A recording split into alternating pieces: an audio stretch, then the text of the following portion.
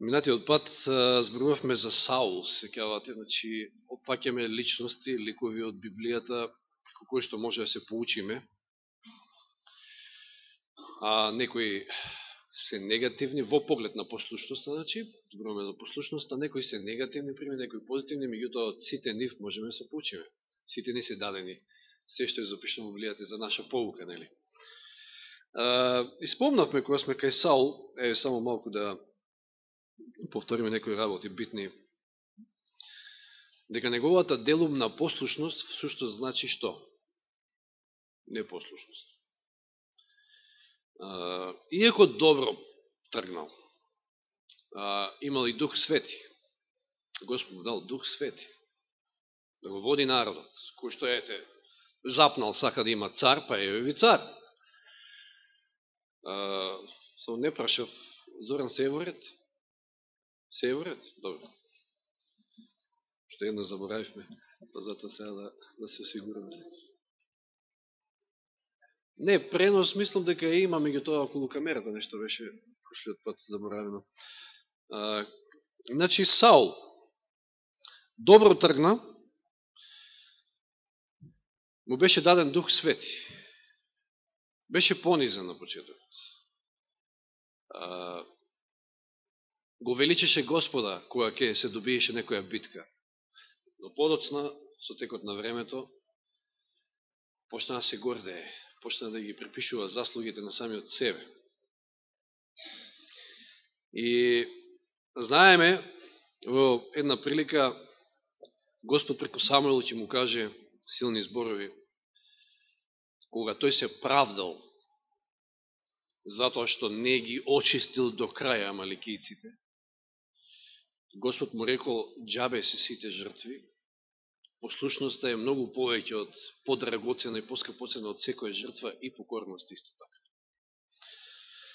И му вели, непокорноста е како гревот на вражење.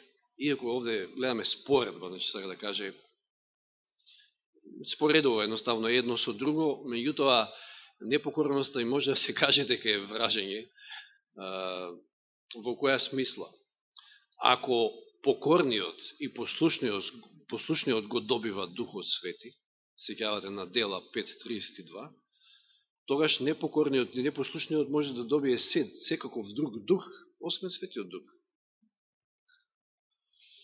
Така да може да биде нешто слично и како Валаам, вражалецот, да каже, или Симон од Новиот Завет. И затоа Саул го изгубил Духот Свети, поради непокорност, непослушност. Како трагично заврши. И вели таму самоволието или тврдоглавоста во другиот превод е како гревот на идолопоклонство. Пак според, меѓутоа ја ќе кажам дека ова уште појасно е. Тврдоглавост и самоволието е баш идолопоклонство, затоа што сами од себе си идол, сами од себе си издигнуваш. Ти си најважен и нема друг. И оние зборови, прво Самуилова, книга Прва Самуилова, ке речев за малко послание, прва книга Самуилова, 13 глава,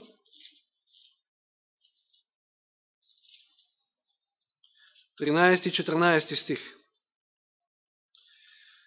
Самуил му вели, значи, на Саула, безумно постапи, ако ја запазеше заповета што ти ја даде Господ твојот Бог. Ова е при првата проба, кога не дочекал да дојде Самуил да ја принесе жртвата, па сам принел. Значи, безумно постапи, ако ја запазеше заповета што ти ја даде Господ твојот Бог, Господ би го зацврстил твоето царство над Израел довек. А сега твоето царство нема да се одржи трајно. Господ си побара човек според своето срце и го одреди за кнез на својот народ, зашто ти не го запази тоа што ти го заповеда Господ. Тука малку само еден мал дел околу Давид. Значи, мислам, да, ја веќе одговорив, иако сакам да кажам кој е тој според своето срце што го определил, меѓуто сите знаеме. Не е тешко прашањето. Давид. Зашто Давид е наречен според Божието срце? Саул кога бил избран, да, Господ го избран, меѓутоа некако веројатно Господ како прв цар посакал да им се допадне и на, затоа што народот нели барал цар, па да им се допадне и нив, па бил со крупна става, па повисок на главата, ноците, па убав, па војсководец способен за, значи, онака како што човек може да избери да гледа, значи, како гледа човек гледа на лице. Тоа е кога Давид, секавате кога дошол Самуил да помазува, никој од овие други браќа, сите, кој од кој, нели, може били некој покрупен, па отишел да го најде Давида. Давид воопшто не е наликувал на некој таков, ни приближно не е бил како Саул, сигурно. Но Господ гледа на срце. Зошто Давид е според неговото срце? А Саул не бил. Можел да биде. Но не бил по негов мерак, да кажам така е, по неговото срце. Не дека, знаете, Давид, кој стану збор за Давид, секојаш Давид не асоцира на прелюба, на убиство, па што па сега Давид па нешто посебно. Но, секавате за Јоси кој зборува. Зашто се вели? Не само за Јоси, за многу цареви. И овој цар, вика, правеше како што правеше неговиот татко Давид. Во ништо не отстапуваше, ни лево, ни десно. Давид бил сепак нешто посебен, иако човек со своји слабости. Видете ги зборовите од патриарси и пророци на 674 страна македонски превод. Што било посебноста на Давид?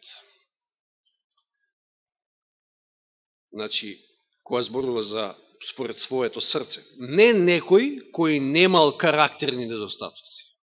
Давид не бил без карактерни недостатоци. Значи, не некој кој немал карактерни недостатоци, туку човек кој не се подпирал врз себе, ами само врз Бога и дозволил да биде воден од неговиот дух. Саул му бил даден духот, меѓутоа не дозволил да биде понатаму воден од истиот дух. Па, секавате минатиот, па каква глупост ке направил, ке си го убил заради својата царска чест, својот син. Јонатан. Човек кој, значи, внимавајте, оној кој што се подпира, не се подпира врз себе, туку врз Бога, Саул тоа не го правил, иако на почетокот да, подоста не, и дозволува да биде воден од неговиот дух, и човек кој, кога ќе сгреши, ова е многу битна карактеристика што имал Давид, кога ќе сгреши, ќе прими укор и ќе се поправи. Ето, тоа бил посебен Давид. Бил според Божито срце. Можеме ли ние да бидеме според неговото срце? Не е тешко, меѓутоа, некогаш е тешко, затоа што некој од нас може би прима укор или не прима укор и ќе се поправи или па не се поправи. Да се сетиме на случајот со Саул пак. После првиот тест, кога не го дочекал Самуила и сам принел жртва, подоста, знаете што, каков е коментарот на Елен Вајд, дека не сакал да го види Самуил, откако бил укорен. И избегавал контакти со Самуил, со Божиот пророк. Че веќе Саул, значи, почнал да паја, а не па укор да прими. Значи, Давид е според Божието срце, затоа што не дека немал недостатоци, како и секој од нас, човек, туку не се подпирал врз себе, туку се подпирал врз Бога и дозволувал да биде воден на неговиот дух, и бил човек кој што ќе сгреши, тоа многу добро го знаеме, конкретно преку 51 и 32 псалм, меѓутоа конкретно 51. Човек кој што сгрешил, и те како сгрешил, но се поправил, се покајал, примил укор и се поправил.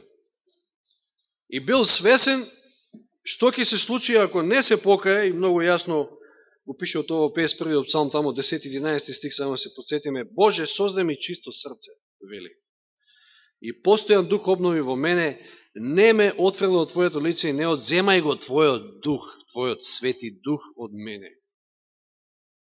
Како што го одзеде од Саул, би додал. Знаел што значи да се сгреши, да се остане во грев, да не се покаеш, да не се вратиш ке Господа, да не примиш укор, туку тврдоглаво да продолжиш по својот пат. Тоа значи губење на Духот Свети и одење по свој пат. И сега, денеска нема зборуваме за Давид, туку за еден друг лик, малку назад ќе се вратиме, за кој што е кажано дека немаше пророк како него. Тоа е позитивна личност, која станува збор за послушноста. Ајде да читаме во Второ законие, 5 Мојсиева 34:10. И кога веќе читаме во Второ законие, веќе знаете за кој станува збор.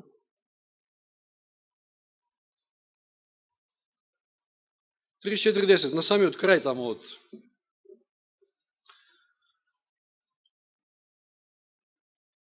Мојсиевто петокнижие. 34:10. Не се појави веќе пророк во Израел еднаков на Мојсија. Господ го познаваше него лице во лице. Интересен извештај за Мојсија. Каква тесна заедница имал Мојсија. Разговарал често. Ова лице во лице не значи дека му гледал ликот на Бога. Знаеме ние какви ситуации, значи комуницирал со Бога преку облачниот стол, па преку огнот во капината, па знаеме на ситуација на која му рекла да се склони, да се сокрие во карпата, па да не кажам така му го видел само тилот на Господа, а не. Меѓутоа имал тесна заедница со него. И исто во Излез, или 2 Мојсиева 33:11. 2 Мојсиева 33:11.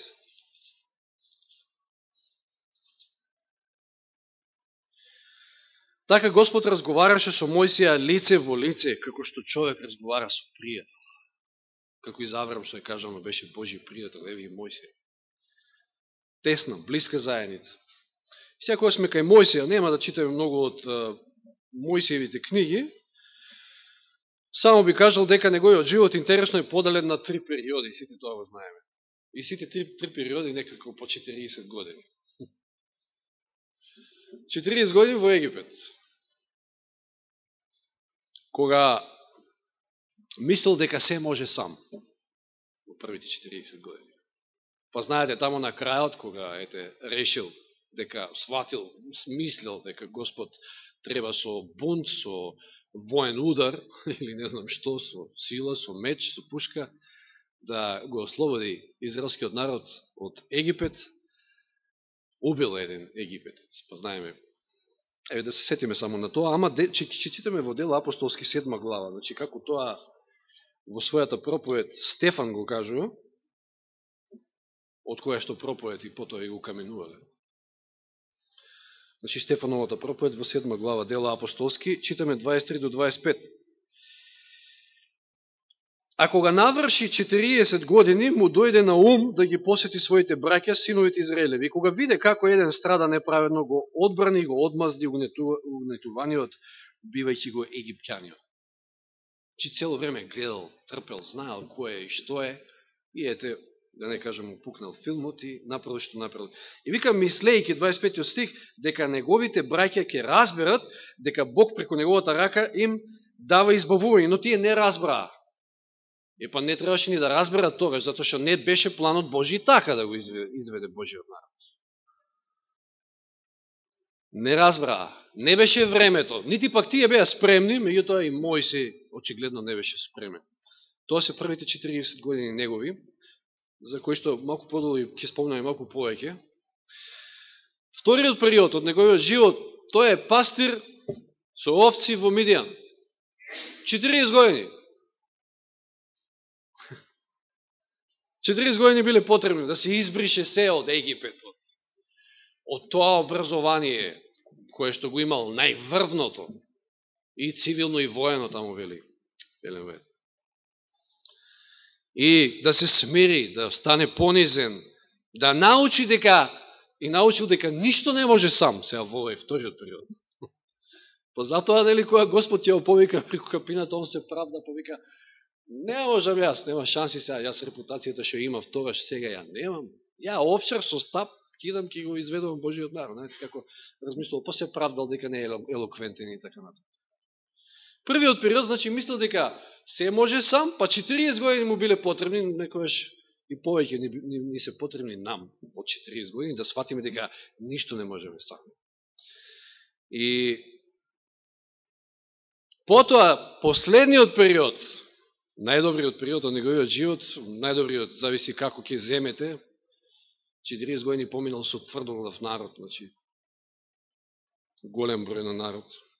Но, тие 40 години во пустината, пак во пустината, но како го изведува Божиот народ, научил што Бог може да направи преку него. Неверојатно колку време некоја штреба, меѓутоа, Мојсија бил избран за тој кој што ќе го избави Божиот народ. Господ ги видел квалитетите кај него и знаел дека може да направи оно што го направил. И сега да отвориме во Евреите 11 глава. Тука се тие неколку стихови на кои што ќе се задржиме. Еден голем дел од Евреите 11 глава, каде што се опишани хероите на верата, му е оддадено на Мојсија. Може би не толку голем како на Аврам, ама тука некаде. Мојсија. Евреите 11 глава, 24 до 26. Иако и 23 може, од тука почнува тој извештај за него. Ајде, од 23 11 глава Евреите. Преку вера Мојсија, која се роди, неговите родители го криеа 3 месеци, зашто видува дека детето е убаво, дека му е мило на Господа. Ова во превод. На кој родител детето не му е убаво, мислам, која се роди. И не се уплаши од царевата заповед. Значи, неговите родители исто така беа и те како верни. Не случајно Исус се родил во семејството во кое што се родил, затоа што тие родители биле верни, неговите, и Мојсија, избавителот на Божиот народ од Египет. Преку вера, сега внимавајте, преку вера Мојсија, кога порасна, одби да го нарекуваат син на фараоновата керка. И со поголема желба сакаше да страда заедно со Божиот народ, отколку да се насладува за кратко време на гревот. Осем мокни зборови. Еве, на почеток да се задржиме тука малку. Преку вера Мојсија, која порасна, одби да го нарекуваат син на фараоновата керка. Имајте, знаеме дека го доела неговата мајка и го задоила, така Господ сакал, во верата. Израснал со својата мајка и многу научил. Колкава е улогата на мајката овде гледаме, мајката на Мојсија. Затоа што тоа што тие први 12 години доека бил со својата мајка го научил, потоа ништо не можело да го избрише, така речем. Колку се битни тие први години.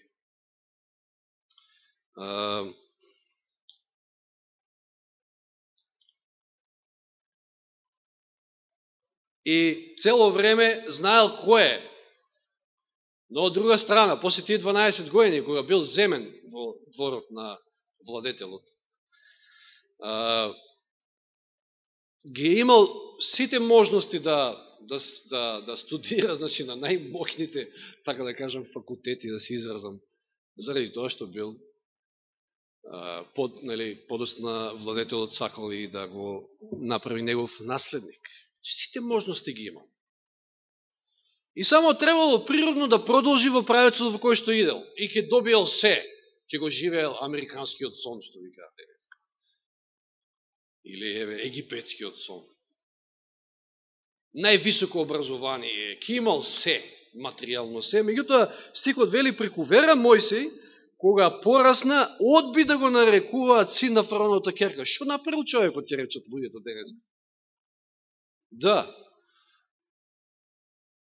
Преку вера Мојсија, кога порасна, одби да го нарекуваат син на фараоновата керка и со поголема желба сакаше да страда заедно со Божиот народ, отколку да се насладува за кратко време на гревот.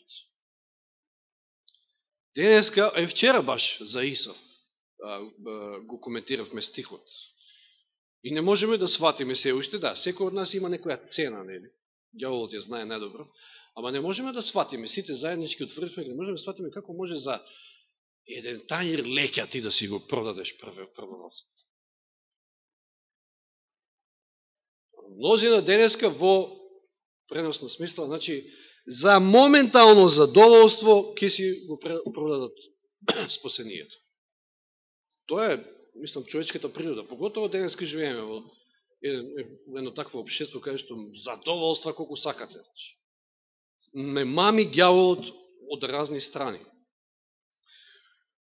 Мојсија имал се, значи можел да, едноставно, како што кажав, природно да си продолжи. Меѓутоа, кога сватил дека е еврин, Знаел, мислам, неговата мајка многу добро бил поучен и кој е Бог и се. И свакајќи го она ветување, односно слушајќи за ветувањето дадено на Аврама, дека после 400 години ќе се појави избавител и дека ќе излезат од египетското робство, сите тие работи на куп него го сведочиле.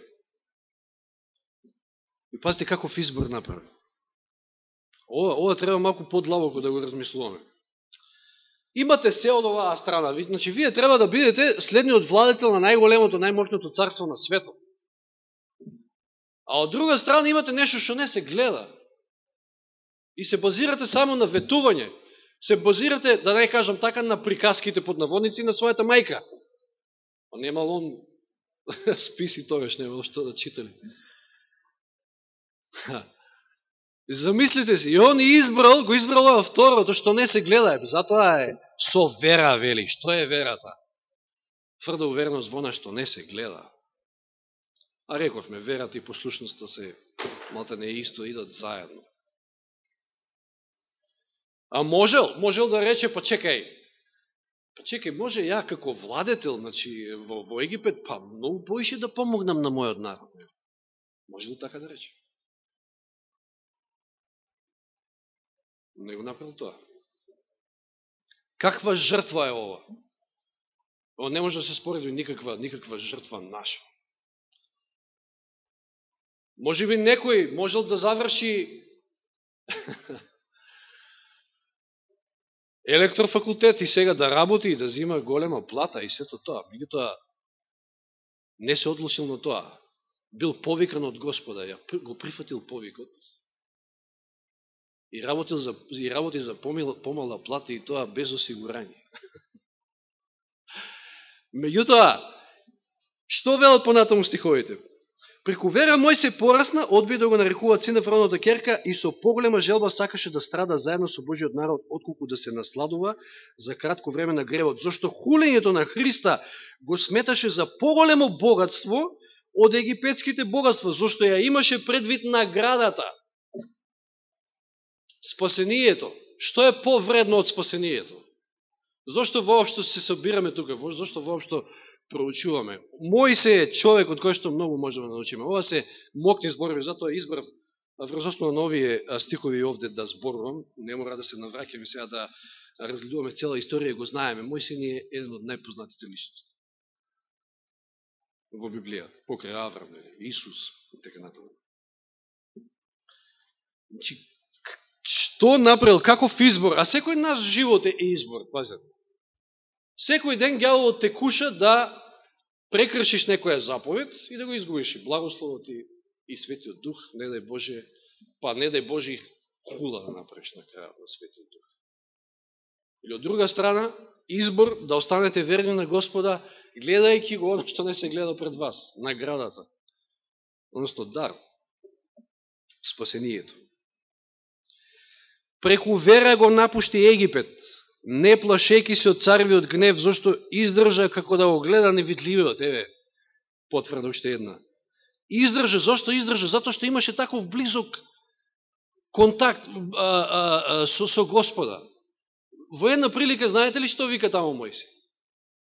Ти, мене ми избра, ти рече дека некој ќе не води, ќе не избави. Сега јас не тргам од тука, дојка не тргнеш ти. Ја не тргам без тебе. Каква вера, значи, каква послушност, каква близина со Бога. Јас без тебе не тргам. Да не се навраќаме на тие стихови, знаете, ако сте читале, ако се сеќавате, всушност сте читале сигурно. Преку вера го напушти Египет, не плашејќи се од царевиот гнев. Сетите се на секоја негова средба со фараонот. Човече, тоа треба да, навистина треба да имаш вера, да се сретнеш со владетелот на најмокното царство од тоа време. Навистина треба да имаш вера. И да му заповедаш, да му кажеш, пушти го мојот народ. И да ти се обрати тој истиот цар, владетелот. Кој е твој Бог? Што може да е твој Бог? Арогантно е, како што мнози на денеска живеат со таа мисла, не верувајќи во Бога. Преку вера ја прослави Пасхата и изврши попрскување со крв. Вера во Спасителот, Избавителот, што ќе дојде преку неговата крв. За да него допре оној кој ги сотруваше првородените. Преку вера поминаа преку Црвеното море како по суво, а египтјаните кога се обидоа се издавија. Замисли си сега ова ситуација, се наоѓа Мојсей со целиот народ пред Црвеното море и од сите страни Ѓорги Сардисан. Нема никаде кај да мрдне. Која е таа вера? Не само вера, туку и послушност на секој збор, на целото тоа водство Божие. Бил послушен. Знаеме дека на крајот малку киксирал, но ја гледаме Божјата милост, како во случајот и со Валаам, и со сите овие ликови за кои што зборуваме. Преку вера помина преку Црвеното море како по суво. Која пречка во нашиот живот може да застане пред верата? Не би требало ниједна, меѓутоа слаби сме ние, ја немаме таа вера. Затоа ги разгледуваме овие случаеви и повторно се подсетуваме на големиот Мојсей. Која била таа вера за да го раздели Господ преку него, да го раздели Црвеното море, да поминат како по суво, а овие другите се издавија. Неверојатно голема личност, затоа се вели немаше пророк како него. Комуницираше со Господа лице в лице. Нека Господ ни помогне да се поучиме од сите овие карактери. Еве, денеска ги спомнавме и Саул, и Давид, што е тоа да се биде според Божјето срце, по негов мерак. Еве го и Мојсей, преку кој што ја видовме неговата силна вера и послушноста сега.